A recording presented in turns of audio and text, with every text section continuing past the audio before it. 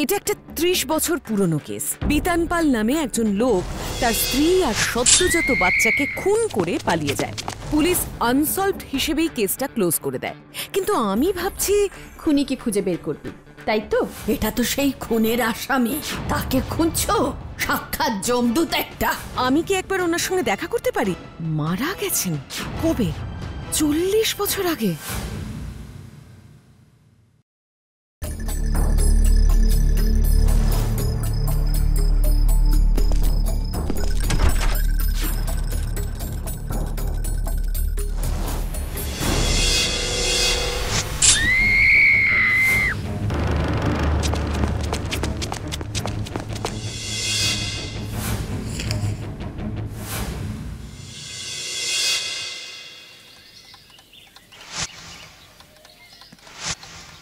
ও, আপনি এখানে বৌদি? বোর হচ্ছেন নিশ্চয়ই। তবে চিন্তা নেই, এবার গতবারের মতো হবে না। এবার আমি ছুটি নিয়ে নিয়েছি। আমার বোরডাম নিয়ে চিন্তা করবে না রাজেশ দা। আমাদের দেশের হাউসওয়াইফরা এত সহজে বোর হবে না। বছরের পর বছর বাড়ির সব কাজ একইভাবে করার অভ্যেস আছে কিনা। যাক, ওসব কথা বাদ দিন। কিন্তু এই এত সব আয়োজন কিসের জন্য শুনি? আরে আর বলবেন না, আমাদের থানাটা রেনোভেট করা হচ্ছে, তাই ইম্পর্টেন্ট ফাইল তো সরানো যাবে না, সেগুলো আলাদা করে রাখার ব্যবস্থা হয়েছে। কিন্তু এই এত বছরের পুরনো ফাইলগুলো কোথায় রাখা হবে? অগত্যা। কিন্তু এই ফাইলটাতে তো দেখছি আনসলভড লেখা। হ্যাঁ, আরে এত কেস আসে, সব কি আর সলভ হয়? কিছু ক্ষেত্রে হয় অপরাধী খুব চালাক হয়, আবার কিছু ক্ষেত্রে ভিকটিমের হয়ে লড়ার মতো কেউ থাকে না। আমি কি এই ফাইলটা একটু পড়ে দেখতে পারি? হ্যাঁ হ্যাঁ, দেখুন না, গল্প ভেবেই পড়ুন। এত বছরে ওই ফাইল কেউ খুলেও দেখেনি।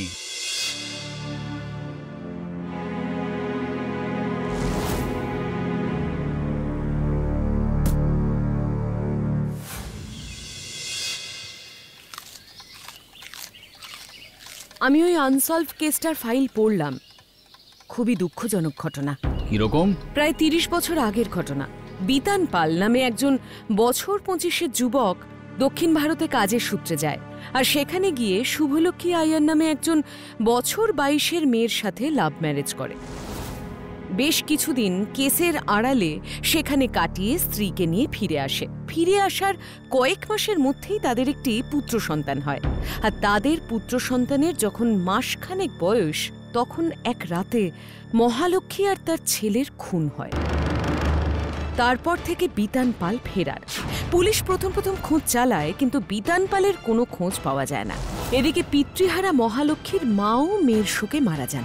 ফলে এই কেসের প্রতি কেউ আর বিশেষ কোনো পাত্তা না দেওয়ায় কেস আনসলভড অবস্থাতেই বন্ধ করে দেওয়া হয়। আসলে পুলিশের কাজ করে, কিন্তু ভিকটিমের বাড়ির থেকে একটা পুশ না থাকলে অন্যান্য কেসের মাঝখানে এই ধরনের ক্লুলেস কেস আননোটিসড থেকে যায়। হ্যাঁ, কিন্তু এটা এখন তো আপনার নজরে এসেছে, আবার নতুন করে কেসটা নিয়ে এগোনো যায় না? কি যে বলেন বৌদি, একটা ৩০ বছর আগের কেস নিয়ে এগোবো? কি করে এগোবো? এতদিন পরে কোনো মানুষের খোঁজ পাওয়া সম্ভব নাকি? কোনো ক্লুই তো নেই। বিতান পালের একটা পেন্সিল স্কেচ আছে? না বৌদি, এভাবে হয় না। আর তাছাড়া সত্যি বলতে আমাদের হাতে এমনিতেই এখন এত কেস, তার মধ্যে একটা ৩০ বছরের পুরনো আনসলভড কেসে সময় দেওয়ার মতো বিলাসিতা করার জায়গাতেই আমরা নেই। কিন্তু অপরাধের গুরুত্বটা তো ভাবুন। একটা সদ্যজাত বাচ্চা, একটা অল্প বয়সী মেয়ে মারা যায়, তাদের শোকে মেয়েটির মাও মারা গেলেন। হিসেব মতন এই অপরাধীর জন্য গোটা একটা পরিবার শেষ হয়ে গেল, আর সেই অপরাধী বহাল তবিয়াতে ঘুরে বেড়াচ্ছে। এটা আমি কিছুতেই মেনে নিতে পারছি না। মালিনী, তুমি কি করতে চাইছো বলো তো? হ্যাঁ, ঝাঁসির রানী সেজে খুনি ধরতে বেরোবে? সত্যি মালিনী, তোমায় নিয়ে না কোথাও গিয়ে একটু শান্তি পাই না। আমি যদি খুনি ধরতে বের হই, তাতে তো তোমার অশান্তির কোনো কারণ দেখি না। আর তাছাড়া ক্রাইম সিন খুব একটা দূরে নয়। রাজেশ দা, আপনার আপত্তি না থাকলে আমি আমার মতন করে একটু চেষ্টা করে দেখতে চাই। হ্যাঁ, আপনার ইমোশনাল পার্সপেক্টিভটা আমি বুঝতে পারছি বৌদি, তাই আমি আপনাকে তদন্তে বাধা দেব না, কিন্তু এই ক্ষেত্রে আমি অফিশিয়ালি আপনাকে কোনোভাবে হেল্পও করতে পারবো না।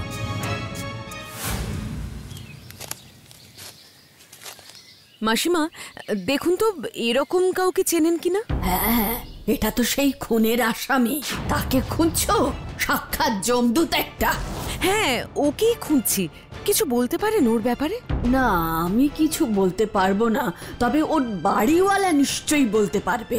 নিবারণ ঘোষ ওই খুনে বাড়ির পাশের বাড়িতেই থাকে।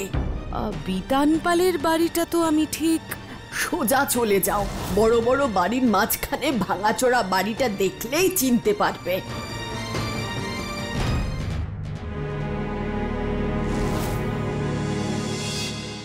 কি বিধ্বস্ত অবস্থা বাড়িটার। তার মানে এটাই বিতান পালের বাড়ি? বড় আফসোস হয় জানেন তো, বিতানকে আমি নিজের ছোট ভাইয়ের মতোই দেখতাম। কয়েক মাসেই খুব ভালোবেসে ফেলেছিলাম। মহালক্ষ্মীও ভারী মিষ্টি মেয়ে ছিল। মাসের মধ্যে বেশিরভাগ দিনই ব্যবসার কাজে বাইরে থাকতো। তখন মহালক্ষ্মী একাই ছেলেকে নিয়ে থাকতো, কোনো ঝামেলা ছিল না।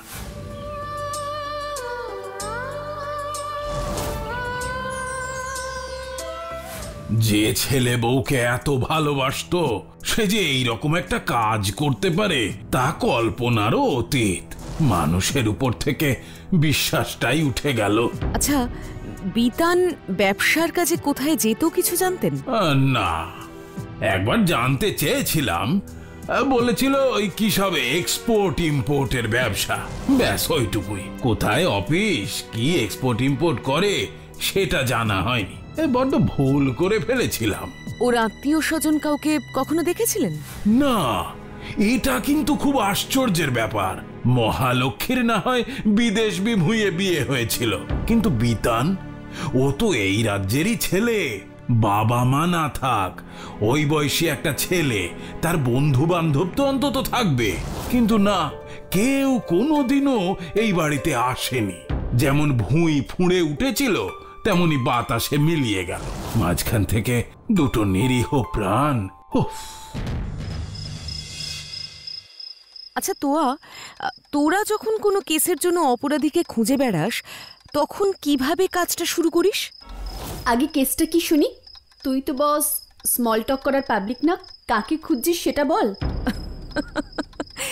একেই বলে জার্নালিস্টের চোখ। বলছি শোন, এটা একটা 30 বছর পুরনো কেস। বিতান পাল নামে একজন লোক তার স্ত্রী আর সদ্যজাত বাচ্চাকে খুন করে পালিয়ে যায়। পুলিশ আনসলভড হিসেবেই কেসটা ক্লোজ করে দেয়। কিন্তু আমি ভাবছি খুনিকে খুঁজে বের করবি, তাই তো? হ্যাঁ, কিন্তু কিভাবে করব বুঝতে পারছি না। অপরাধীর মুখের একটা স্কেচ নিয়ে আজ আমি তার বাড়িওয়ালার সাথে দেখা করে এসেছি, কিন্তু নতুন কোনো ইনফরমেশন পেলাম না রে। টু বি ভেরি ফ্র্যাঙ্ক, তোর যা যা করার ছিল তুই অলরেডি সেটা করে ফেলেছিস। এটা একটা ডেড এন্ড, কিছু হওয়ার নেই। তাও যদি একটা এখনকার ছবি থাকতো। শোন, তুই আর এসব নিয়ে মাথা ঘামাস না, বরং ভ্যাকেশনটা এনজয় কর।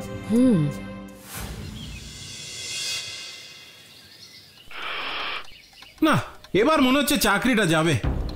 এই এআই দেখছি এবারে সবাইকে ভাতে মারবে, বুঝলি রাজেশ? যা বলেছিস, তবে পুলিশের ক্ষেত্রে ব্যাপারটা কিন্তু একটু আলাদা। আলাদা? হ্যাঁ। কিরকম?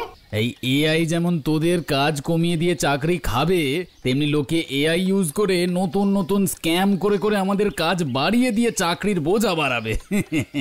আচ্ছা, তোমরা তখন থেকে যে এই এআই করে যাচ্ছ, এই এআইটা আসলে কি?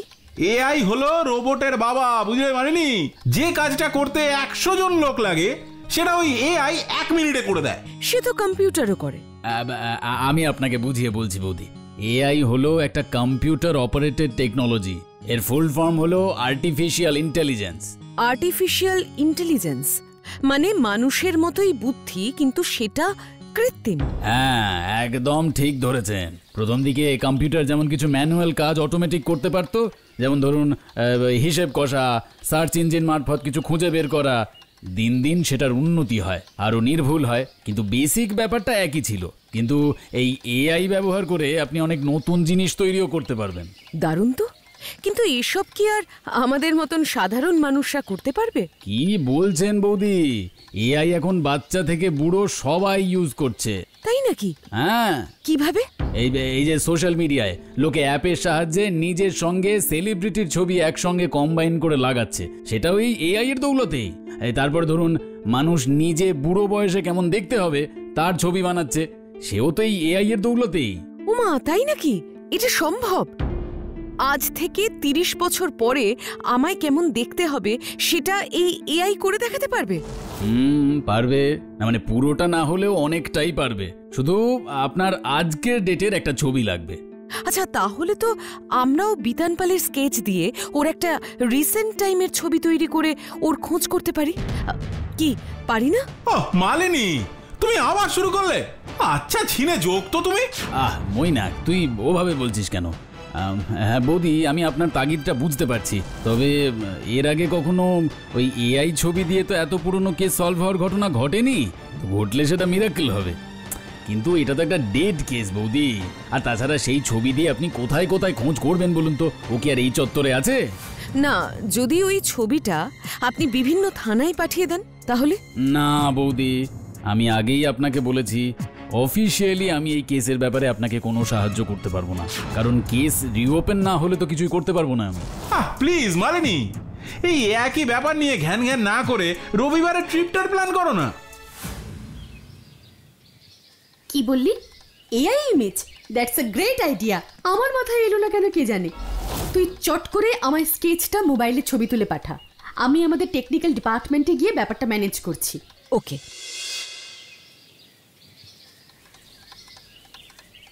যাক বাবা, তাহলে শেষমেশ তোমার মাথা থেকে খুনি ধরার ভূতটা নেমেছে। হ্যাঁ, কোনো ক্লু যখন নেই তখন তো আর কোনো উপায়ও নেই। স্বচ্ছতা ফোন করছে। ও বাবা, এ তো তোমার সেই জার্নালিস্ট বন্ধু। তার মানে তো অনেকক্ষণের আড্ডা। তুমি ঘুমো, আমি ড্রয়িং রুমে যাচ্ছি। হ্যাঁ বল, কাজটা হয়েছে? হয়েছে। এআই 3টে ফটো জেনারেট করেছে, আমি তোকে মেল করছি। কিন্তু এবার কি করবি? পুলিশ তো হেল্প করবে না বললি, নিউজ পেপারে অ্যাড দিবি নাকি টিভিতে? না, এই ইনভেস্টিগেটটা আমি ইন্টারনেটের সাহায্যেই করব। আমি সোশ্যাল মিডিয়ায় এই ছবি 3টে পাঠিয়ে আপলোড করে দেব। কিন্তু পুলিশের সমর্থন ছাড়া এভাবে একটা মানুষের ছবি দিয়ে ডিরেক্টলি তাকে খোঁজ করাটা বেআইনি হয়ে যাবে না তো? হবে না, এটা তো কারোর ছবি নয়, এটা হবে আমার এআই আর্টওয়ার্ক। তুই শুধু যতটা পারিস সার্কুলেট করে দিস, কেমন? ওকে বস।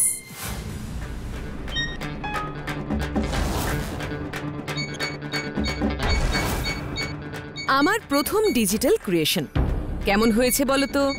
কারোর মুখের সাথে মিল পাচ্ছ কি না সেটাও বলো বন্ধুরা।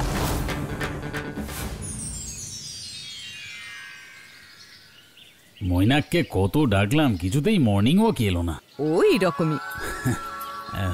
আচ্ছা, আপনি কথা বলুন, আমি আরো এক পাক দিয়ে আসি। হ্যালো, হ্যাঁ দিয়েছিলাম। কেন, আপনি চেনেন নাকি? তাই? কার মতো? দাদুর মতো? আচ্ছা, উনি এখন কোথায় আছেন? মানে আমি কি একবার ওনার সঙ্গে দেখা করতে পারি? মারা গেছেন কবে? 40 বছর আগে? ও আচ্ছা, হ্যাঁ রাখুন, থ্যাংক ইউ। তাহলে কি সত্যি সত্যি ডেড এন্ডে এসে পৌঁছলাম? কিরে, তুই এত সকালে? আজ মর্নিং শিফট, তাই যুদ্ধে নামার আগে ভাবলাম তোর কাছে একটু খোঁজ নিয়ে নি। কোনো ফোন টোন এলো? ফোন তো অনেক এলো, কিন্তু কোনোটাই কাজের নয়। কারণ নাকি দাদুর মতন দেখতে, যিনি 40 বছর আগে মারা গেছেন। কারোর আবার মামার মতন দেখতে, যিনি কিনা ছোট থেকেই বিদেশে থাকেন। কারোর তো আবার নিজের কাকিমার মতন লেগেছে। কি যাতা অবস্থা। যাতা বটে। এত খুঁজলাম কিন্তু কোনো চিহ্নই খুঁজে পেলাম না। লোকটা যেন হাওয়ায় উবে গেছে। আচ্ছা, তুই তো অনেক খুঁজলি, এবার এই খোঁজার কাজটাও এআই কে দিয়ে করালে হয় না? ইন্ডিভিজুয়ালি করার থেকে সেটা কিন্তু অনেক তাড়াতাড়ি হবে। কিরকম? আমরা ফেস ম্যাপিং করব। সেটা আবার কি?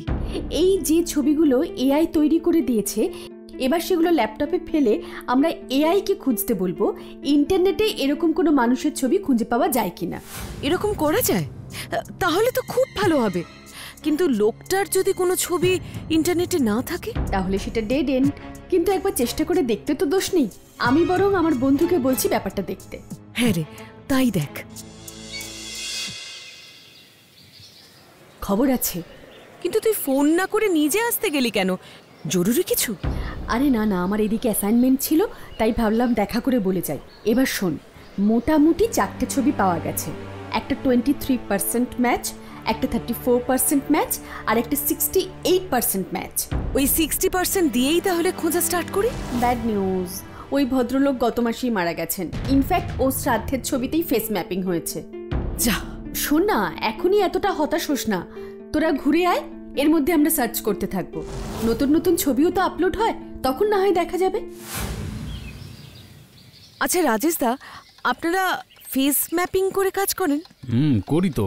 মোটামুটি কত পার্সেন্ট ম্যাচ করলে আপনারা কেসটা পজিটিভ ধরে এগোন, মানে খোঁজাখুঁজি শুরু করেন? দেখুন, ছবি তো অনেক রকমই আসে, মোটামুটি 40% অ্যাবাভ হলেই আমরা গ্রিন সিগন্যাল হিসেবে ট্রিট করি। 40% অ্যাবাভ? না, তাহলে তো। তবে কোনো কিছুই আলটিমেট নয়, জানেন তো। এরকম অনেক কেসে দেখেছি 20% ম্যাচেও কিন্তু কালপ্রিট ধরা পড়েছে। Excuse me. হ্যাঁ বল, আমি এক্ষুনি আসছি। 90% ম্যাচ? কি বলছিস কি? হ্যাঁ রে, পৃথা মজুমদার নামের একটা অল্প বয়সী মেয়ের প্রোফাইলে একটা ছবিতে দেখলাম প্রবীর সাহা নাম লোকটার। মনে হলো কোথাও ঘুরতে গিয়ে ছবিটা তোলা হয়েছে, ফ্যামিলি ফটো। গুড। আচ্ছা, ওই মেয়েটা কি করে? স্টুডেন্ট? না না, স্টুডেন্ট নয়, নেশায় মনে হয় ফটোগ্রাফার কাম ট্রাভেল ব্লগার, আর পেশায় ট্যুরিস্ট এজেন্ট। পেজ ভর্তি শুধু সুন্দর সুন্দর জায়গার ছবি। Very good. তার মানে কন্ট্যাক্ট ডিটেলসটাও আছে? হ্যাঁ আছে তো, আমি তোকে ওর প্রোফাইলের লিঙ্কটা ফরওয়ার্ড করে দিচ্ছি, ওখানেই সব পেয়ে যাবি। ফোন করে দেখ কি বলে। ফোনে হবে না, আমি সরাসরি যাব। গিয়ে কি বলবি? বলবো আমি তোমার ট্রাভেল ব্লগের অনেক বড় ফ্যান, বহুদিন ধরে দেখছি, তাই এবার ভাবলাম তোমার সাথে পাহাড়ে ঘুরে আসি। সে তো খুব ভালো কথা। আসলে আমার শুধু চিন্তা পিসিমাকে নিয়ে। ওনার 50 বছর বয়স, আমার সাথেই থাকেন। উনি কি আর এই বয়সে পাহাড়ে যেতে পারবেন? ওমা, কেন পারবেন না? 50 বছরটা আবার কোনো বয়স হলো নাকি? এর থেকেও বেশি বয়সের লোকে পাহাড়ে যায়। হ্যাঁ, রিসেন্টলি তোমার একটা ছবিতে বেশ বয়স্ক একজন ভদ্রলোককে দেখলাম। বয়স 50-এর বেশি মনে হলো। হ্যাঁ হ্যাঁ, ঠিক বলেছেন, উনি আমার মেশো। 56 বছর বয়স, দেখলে বোঝাই যায় না। এই বয়সেও চুটিয়ে কাজ করছেন। ও আচ্ছা, 56 যখন, তখন চাকরির তো আর 4 বছর বাকি আছে। না না, আমার মেশো ব্যবসায়ী মানুষ, বাড়ির কাছেই একটা ছোট্ট কেক শপ চালায়। কিন্তু তাতে কি কম খাটনি বলুন? না না, মোটেই কম না, প্রচুর খাটনি। তাই তো উনি পেরেছেন। কিন্তু আমার পিসি যুবুথুবু মানুষ, ওকে স্টেশন অবধি নিয়ে যাওয়াটাও খুব চাপ। আপনার চিন্তা নেই, আমি বাড়ি থেকে নিয়ে আসবো। মেশোকেও তো আমি নিয়ে গিয়েছিলাম। সে উনি হয়তো স্টেশনের কাছাকাছি থাকতেন। মোটেই না, রাজগড়া স্টেশন থেকে প্রায় 1.5 ঘন্টা দূরে। বোনাই পুকুরের নাম শুনেছেন? ওখানে থাকেন, একবার ভেবে দেখুন। সত্যি অনেকটা দূরে, তবে ইচ্ছে থাকলে বোধহয় সব দূরত্বই পার করা যায়। রাজেশদা, আমি এক্ষুনি মহালক্ষ্মী আয়ারের মার্ডার কেসটা রিওপেন করতে চাই। কিন্তু বৌদি, এভাবে চাইলেই তো কেউ। কেস রিওপেন করতে পারি না, তাই তো? আমি জানি রাজেশদা, কিন্তু কারো কাছে যদি কোনো প্রমাণ বা নতুন কোনো ক্লু থাকে, তবে সেই রেফারেন্সে তো কেস রিওপেন করা যায়, তাই না? হ্যাঁ, তা তো যায়। তার মানে কি আপনি কোনো ক্লু পেয়েছেন? ফেস ম্যাপিং এ 90% ম্যাচ পেয়েছি, ঠিকানাও মোটামুটি একটা পেয়েছি। এটা কি গ্রিন সিগন্যাল হতে পারে? সে কি 90% ম্যাচ? অফকোর্স হতে পারে, চলুন আমার সঙ্গে।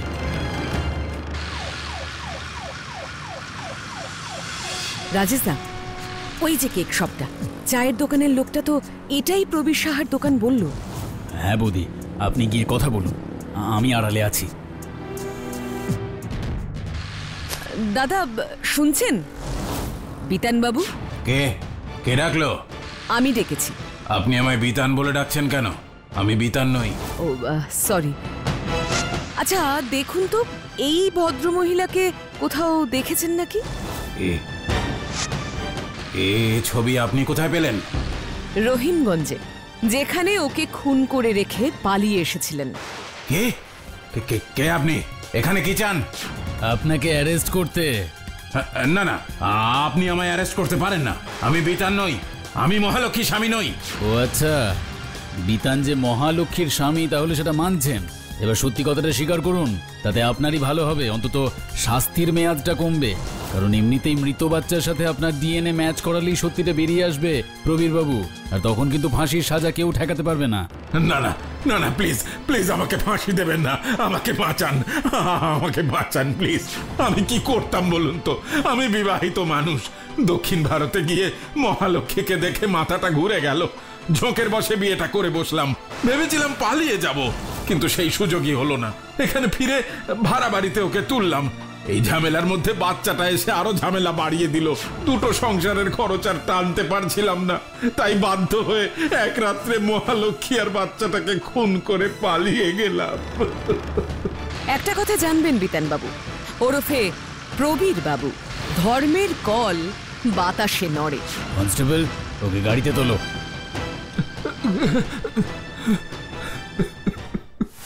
আচ্ছা রাজেশ দা, আমি একটা জিনিস ভেবে অবাক হয়ে যাচ্ছি, 30 বছর আগেও পুলিশ সব মামলার ডিএনএ টেস্ট করিয়ে রাখতো। না, তবে চোর জোচ্চোরদের নিয়ে কাজ তো আমাদের বৌদি, পুলিশদের ওই রকম একটু আধটু মিথ্যে বলতে হয় বই কি। তবে সত্যি বলছি মালিনী বৌদি, ইউ আর জিনিয়াস। এমন সব ভিডিও দেখতে হলে এক্ষুনি সাবস্ক্রাইব করুন Animatrix digital. Bell icon click করতে ভুলবেন না কিন্তু।